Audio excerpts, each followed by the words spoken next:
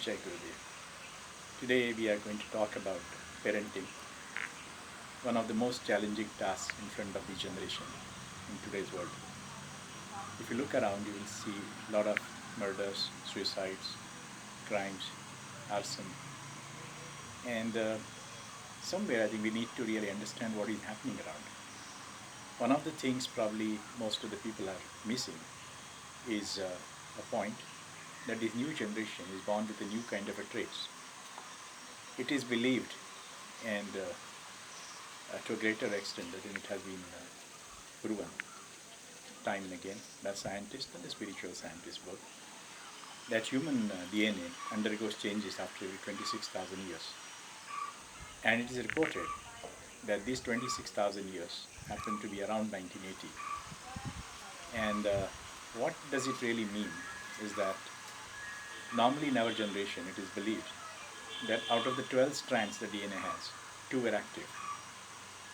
In this generation, which is born post 1980, the three strands have started getting activated. The question is, what does it really mean in terms of daily life?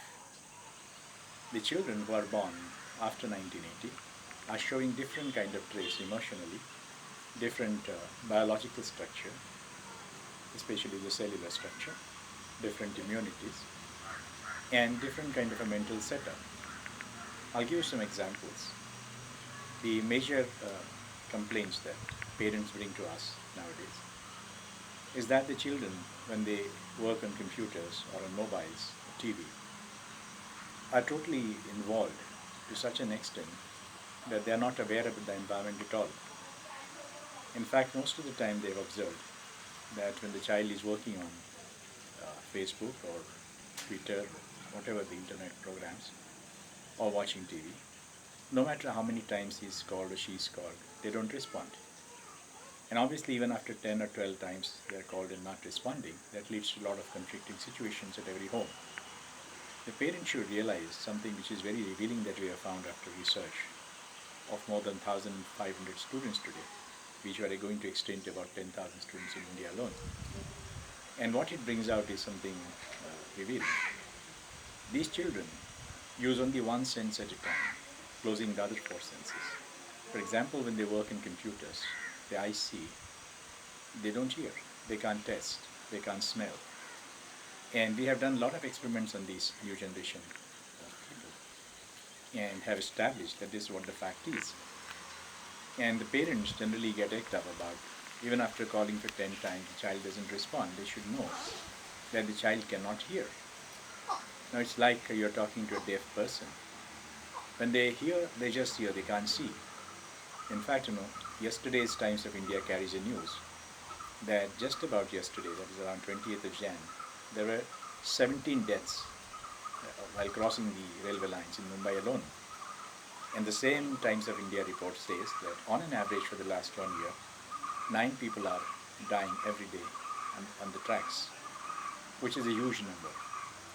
And if you analyze this news further, you will realize that most of these people who have died are in the age group of between 18 and 25, 29.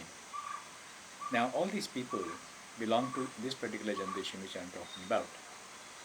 They are different emotionally. They don't react the way our generation used to. And this is, mind you, this is not only a generation gap. This is something, a structural gap. And earlier the people like teachers and the parents come to know about it, I think they will be able to handle the situations better. What has happened is, for example, though they are attached to the things and involved with the things, at the same time they are not attached emotionally. For example, if there is a death in the family, or even our neighborhood, as children I remember that for 10 days we used to get into a shock kind of a thing. And our reactions were feeling very sad. These children just come out of these shocks within 2 hours. They just brush off the things. They don't mind losing a very valuable mobile or maybe a tablet, and they don't get upset about it. The second thing what you can see is that whenever our parents or teachers tried to correct us, we never reacted violently. We felt sad, obviously. Sometimes we were right and the parents and the teachers were wrong, but still we were scolded for that. our reaction were typical. For 2 3 days, we would go into some kind of aloofness, and after 3 4 days, we'll come back to normal. These children don't feel sad; they feel hurt, and that's a major difference. They react out of hurt. We used to react out of sadness. So they become very violent. They become very curt, and they become very spontaneous as far as their anger is concerned. And now this is something which one has to understand. When we talk to a number of doctors, they say the immunity of these children is very low. So they do not respond to some of the drug and molecules which our generation used to. That's why the sickness and is very difficult to handle for these children. If you look at the mindset, the mind is different, the emotions are different. Intellectually, they're extremely intellectual, but at the cost of emotions and probably mind. Now, the question one has to really ponder about is, maybe our generation or near about may have an influence on this society, the world, for the next 25 to 30 years. And we have been snugly fitting into the system which was established over 26,000 years. If you look at the picture down the line after 25, 30 years, the children will have no system to fit in. And developing system is not a toy, it's not a game, it's not a play either. It will take years and years today.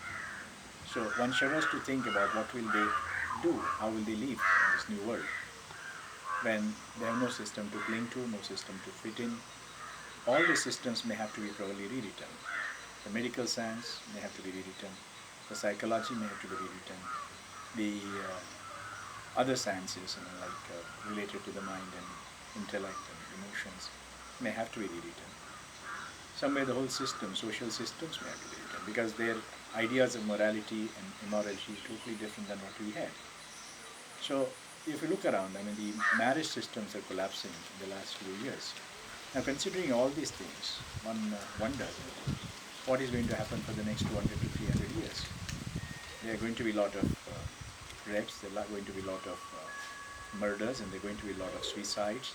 In fact, suicides, I hear that 2013, as reported by even NIMHANS, was supposed to be one of the worst years for India all over the world. More than 135,000 children committed suicide in India alone in this 1 year. Now this is something which is burning, and if we don't address, probably next 300 to 400 years are going to be extremely chaotic for the world. So I'm just trying to create an awareness about that. We have started a small program called Empowerment for Parenting Initiative and Challenges, EPIC, to create awareness among the teachers, students, and even the parents. So that is the whole idea of presenting this. Thank you very much.